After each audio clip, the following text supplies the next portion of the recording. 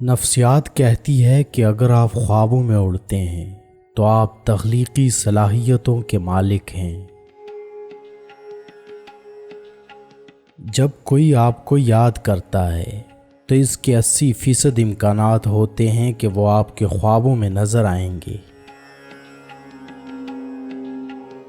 جاگتے ہوئے آپ کے 80% خواب خفیہ پیغامات پر مشتمل ہوتے ہیں۔ سائنسدانوں نے دریافت کیا ہے کہ اچھی طرح سے آرام کرنے والوں کا چہرہ نیند سے محروم لوگوں سے زیادہ جوان اور پرکشش لگتا ہے۔ خواب دیکھنا بری یادوں کے اثرات کو کم کرنے میں مدد کرتا ہے۔ جو لوگ تیز رفتاری سے چلتے ہیں وہ عام طور پر سست رفتاری سے چلنے والوں کے مقابلے میں زیادہ پر اعتماد اور خوش نظر آتے ہیں۔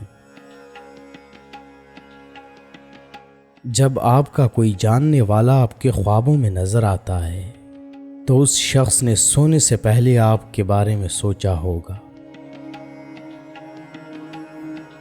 مسلسل نیند میں کسی کے بارے میں خواب دیکھنا اس بات کی نشاندہی کر سکتا ہے کہ وہ در حقیقت آپ کو بہت یاد کر رہا ہے۔ آپ خواب دیکھتے ہوئے پڑھ نہیں سکتے یا وقت بتا نہیں سکتے۔ نفسیات کے مطابق رات کو نیند نہ آنے کا مطلب ہے کہ آپ کسی کے خواب میں جاگ رہے ہیں۔ روشن خواب زیادہ خیالی اور صوفیانہ تجربہ کرنے کی طرف مائل ہوتے ہیں۔ رات کو زیادہ سوچنے سے سونے کی صلاحیت 25% تک کم ہو جاتی ہے۔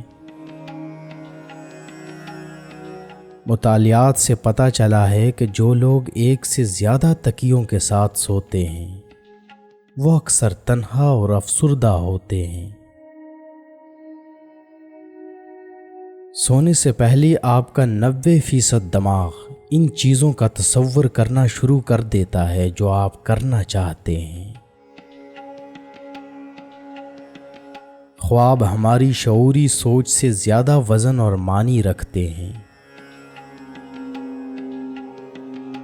آپ ایک رات میں 7 مختلف قسم کے خواب دیکھ سکتے ہیں اور ہر خواب 1 سے 2 گھنٹے کا ہو سکتا ہے۔